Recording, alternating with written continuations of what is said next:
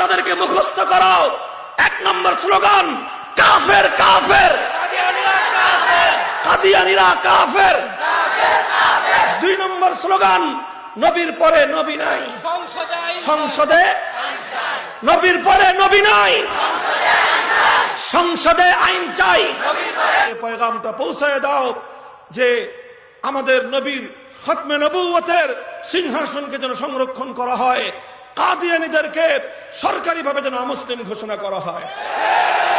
কাদিয়ানীরা দেশ থেকে পালিয়ে যাক এটা আমরা বলি না, ওদেরকে মেরে ফেলবো, কেটে ফেলবো, এই সমস্ত কথাও আমাদের না। আমাদের কথা হলো কাদিয়ানীরা, কাদিয়ানের অনুসারীরা মির্জা গোলাম আহমদ কাদিয়ানীকে নবী মনে করে। সুতরাং ওরা যেহেতু ওই নবীর অনুসারী, ওদেরকে ওদের ধর্মীয় আইডেন্টিটি আলাদাভাবে দিয়ে দেওয়া হোক। এদের ব্যাপারে আমাদের একই কথা, আমাদের একই কথা। ওদের ভিন্ন ধর্ম, ওদের ভিন্ন নবী, সবকিছু ভিন্ন।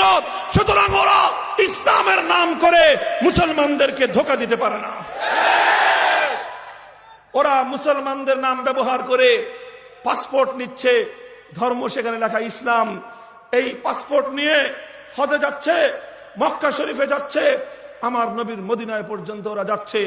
যেহেতু পাসপোর্টে লেখা মুসলমান, কাজেই পাসপোর্টে মুসলমান থাকার কারণে এক একটা কাদিয়ানী যখন মির্জা গোলামকে নবী বিশ্বাস করে আমার নবীর পবিত্র শহর মদিনায় পা রাখে, তখন মনে হয় আমার নবীর কলিজাটা বিদীর্ণ হয়ে যায়।